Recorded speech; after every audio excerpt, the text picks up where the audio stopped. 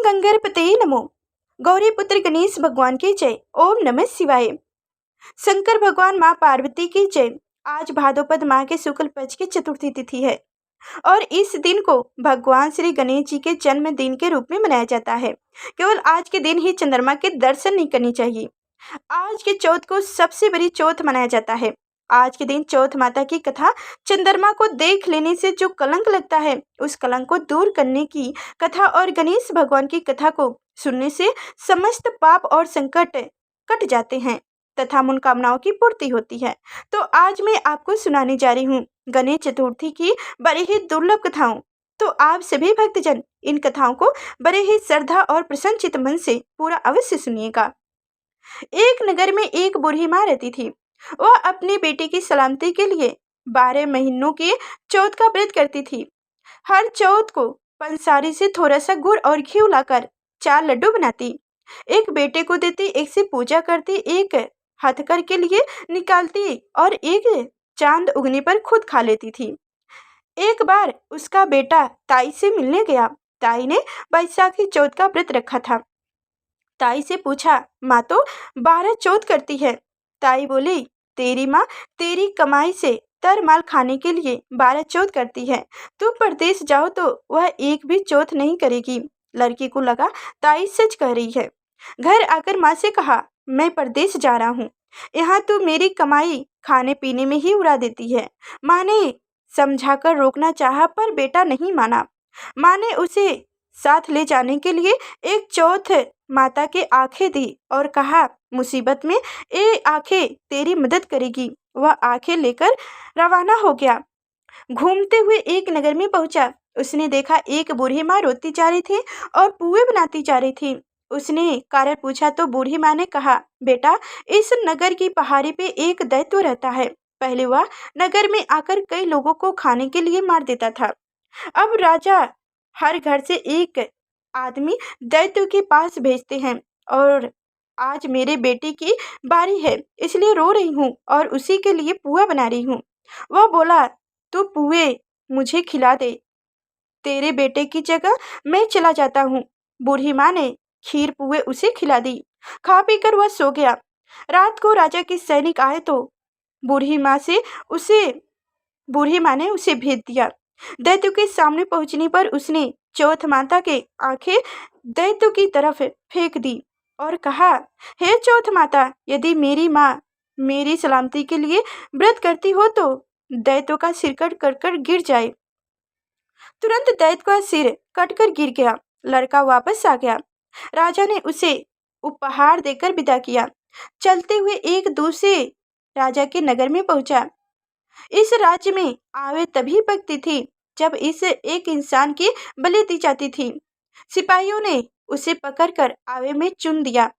लड़के ने आंखें आवे में डाला और कहा, हे चौथ माता, यदि मेरी माँ मेरे लिए व्रत करती हो तो आवा मेरी बलि लिए बिना ही झट से पक जाए।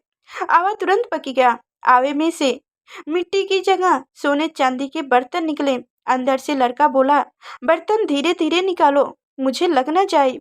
राजा ने उसे निकलवाया और पूछा, इस आवे में तुम बच कैसे गए?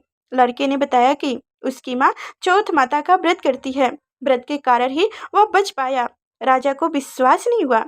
उसने एक चांदी की सुराही मंगवाई और कहा कि सुराही की नली से निकलकर दिखाओ, तभी मुझे विश्वास होगा। लड़के ने चौथ माता को याद करके आंखें सुराही में डाला और कहा, मैं भंवरा बन जाऊं और सुराही से निकल जाऊं। लड़का भंवरा बनकर सुराही से निकल गया। राजा खुश होकर राजकुमारी की शादी उनके साथ करा दी और सभी लोगों को चौथ माता का व्रत करने को कहा। उसे माँ की याद आई। उसने राजा के पास जाकर खुद के नगर जाने की इच्छा जाहिर की। राजा ने रथ, घोड़े, हाथी और खूब सारा दान दहेज देकर उन्हें विदा कर दिया। चौथ के दिन अपने नगर पहुंचा। वह अकेला पासरी के यहाँ माँ का इंतजार करने लगा। सोचा, चौथ है तो माँ यहाँ जरूर आएगी। थोड़ी देर बाद लकड़ी ठेकती हुई माँ आती दिखाई दी। बेटे माँ के चरणों में गिर पड़ा, कहा, माँ मैं तेरा बेटा हूँ, मुझे माफ कर दो। माँ ने उसे गले लगा लिया। लोग चौथ माता की जय जयकार करने लगे। उस नगर के सभी लोग चौथ माता का व्रत करने लगे। हे चौथ माता, जैसी बूढ़ी माँ और उनके बेटे की सहायता की, वैसे हमारे भी सहायता करना। कहानी कहने वाले, सुनने वाले, हुकार भरने वाले सभी की बच्चे की दीर्घ आयु रखना, सभी पर अपनी कृपा बनाए रखना। बोलो चौथ माता की जय। तो अब सुनेंगे गणेश भगवान की कथा। एक बार भगवान गणेश बाल रूप में चुटकी भर चावल और चम्मच में दूध लेकर पृथ्वी पर निकले। उस सबको अपनी खीर बनाने को कहते जा रहे थे, पर सबने उनकी बात को अनदेखा किया। इसी दौरान एक गरीब बूढ़ी ने उनकी खीर बनाना स्वीकार कर ली। एक भगोना चूल्हे पर चढ़ा दिया। इस पर गणेश जी ने घर का सबसे बड़ा बर्तन चूल्हे पर चढ़ाने को कहे। बूढ़ी ने बाल लीला समझती हुई घर का बड़ा भगोना उस पर चढ़ा दिया। कुछ देर में एक ही चमत्कार हुआ कि गणेश जी के दिए चावल और दूध बढ़ गए और पूरा भगोना उससे भर गए। इसी बीच गणेश जी नहाने के बाद खीर खाने की बात कहते हुए वहां से चल दिए। पीछे से बुढ़िया के पोते पोती आए तो भूख लगने पर बुढ़िया ने उन्हें वह खीर खिला दी। खीर बनते देख रही पड़ोसन को भी बुढ़िया ने कटोरी भर की खीर दे दी। बेटे की बहू ने भी चुपके से एक कटोरी खीर खाने के साथ एक कटोरी खीर छिपा दी। उसके बाद भूख लगी तो बूढ़ी ने भी खाने के लिए खीर हाथ में ले ली और बोला, आजा रे घनसाई, खीर खा ले। तभी गणेश जी वहां पहुंच गए और बोले कि मैंने तो खीर पहले ही खा ली। जब बुढ़िया ने पूछा कि कब खाई, तो वो बोले कि जब तेरे पोते पोती पड़ोसन यूं बहू ने खाई तभी मेरा पेट भर गया। उसके बाद जब बूढ़ी ने बाकी बची खीर के उपयोग के बारे में पूछा तो गणेश जी ने उसे नगर में बंटवाने को कहा। जब बूढ़ी ने खीर बांटी तो राजा को भी उसका पता लग गया। इस पर उसने बूढ़ी को अपने दरबार में बुलाया। सारा नजारा जानकर उसने बूढ़ी का खीर भगोना अपने पास से मंगा लिया। पर राजा के महल में जैसे ही वह पहुंचा तो उसमें कीड़े मकोड़े एवं जहरीले जानवर पड़ गए थे। यह देखा राजा ने वह बर्तन वापस बुढ़िया को दे दिया, जो उसने घर ले जाती ही वापस पहले जैसा हो गया। उसके बाद बुढ़िया ने फिर गणेश जी से बची हुई खीर के उपयोग के बारे में पूछा तो उसने झोपड़ी के कोने में गाड़ देने को कहा। ऐसा कर कर बुढ़िया रात को सो गई और गणेश जी उसकी झोपड़ी को लात मारते हुए अंतर्ध्यान हो गए।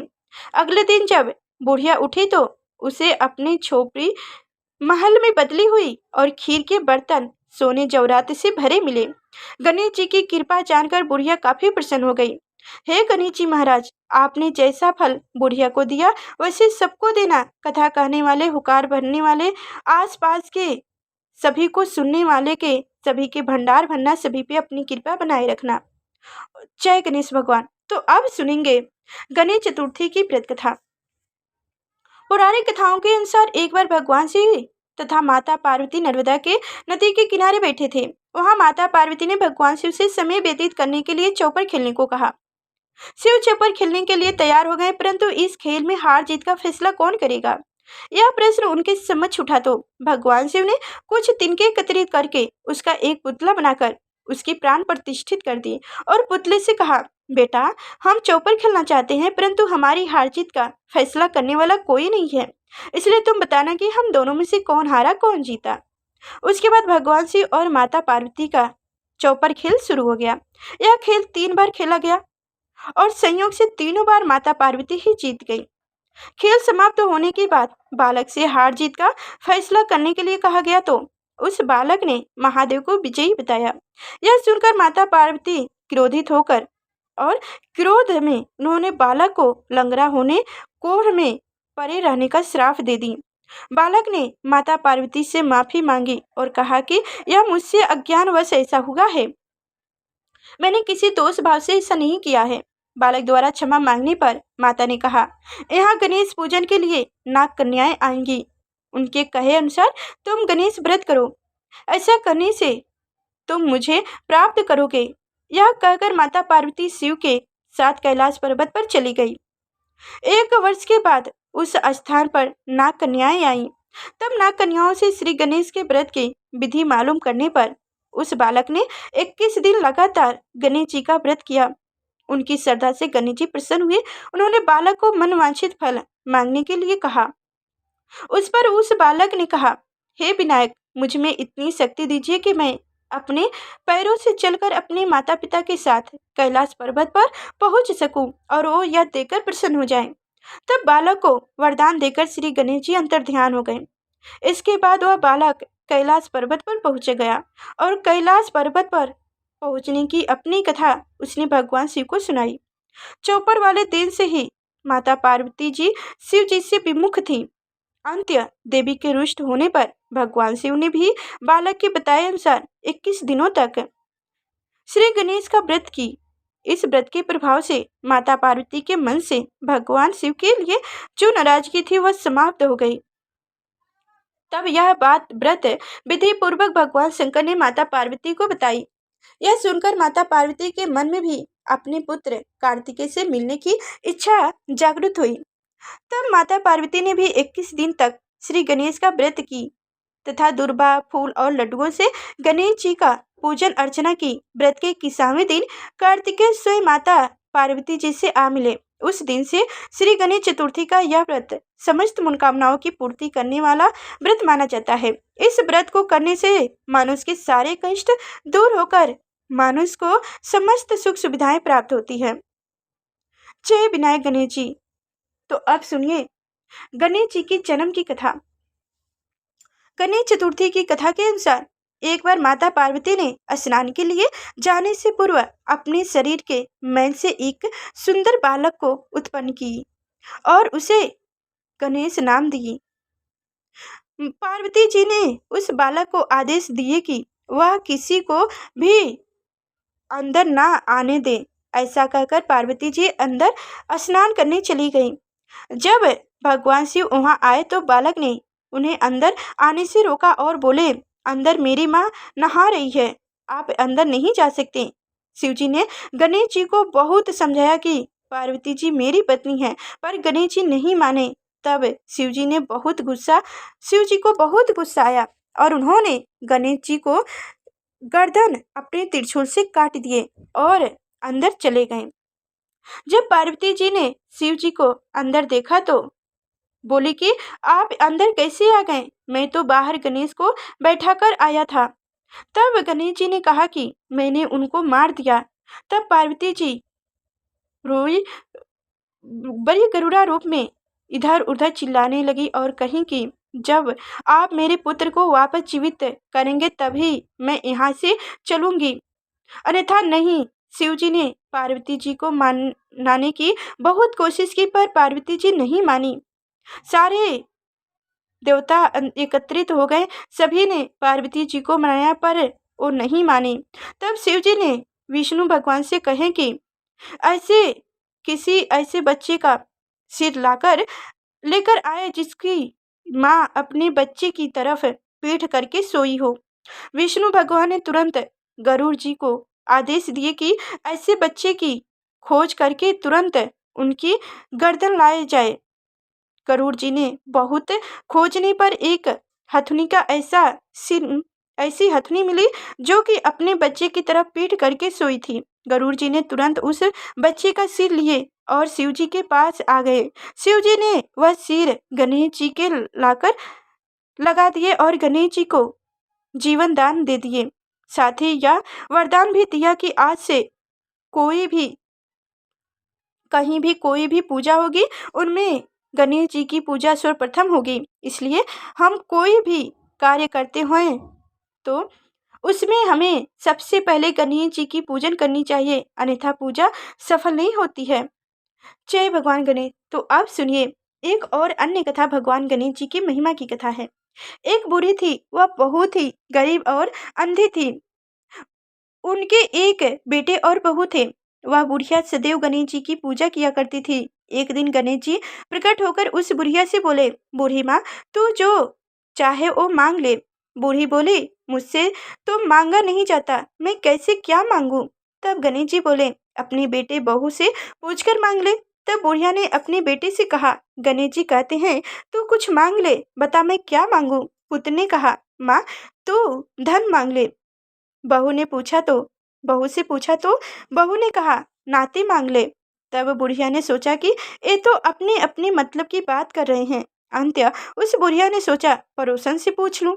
तो उन्होंने कहा, बूढ़ी तू तो थोड़ी दिन जिएगी, क्यों तू धन मांगे और क्यों नाती पोता मांगे। तू तो अपनी आंखों की रोशनी मांग ले, जिससे तेरी जिंदगी आराम से कट जाएगी। इस पर बूढ़ी बोली, यदि आप प्रसन्न हैं तो मुझे 9 करोड़ों की माया दे, निरोगी काया दे, अमर सुहाग दे, आंखों की रोशनी दे, नाती दे, पोता दे और सब परिवार को सुख और अंत में मोक्ष दे। यह सुनकर तब गणेश जी बोले, बुढ़िया माँ, तूने तो हमें ठग ही लिया। फिर भी जो तूने मांगा है वचन के अनुसार सब कुछ मिलेगा। और यह कहकर गणेश जी अंतर ध्यान हो गए। उधर बूढ़ी माँ ने जो कुछ मांगा वह सब कुछ मिल गया। हे गणेश जी महाराज, जैसे तुमने उस बूढ़ी माँ को सब कुछ दिए, वैसे ही कथा कहने वाले, हुकार भरने वाले, आसपास के सुनने वाले सभी को देना। सभी पर अपनी कृपा बरसाए रखना। बोलो भगवान गणेश की जय हो। तो प्रिय भक्तगणों, आप सभी को हमारी कथाएं कैसी लगी कमेंट बॉक्स में अवश्य बताइएगा और लाइक और चैनल को सब्सक्राइब करना ना भूलिएगा। फिर मिलेंगे अगले नेक्स्ट वीडियो में, तब तक के लिए धन्यवाद।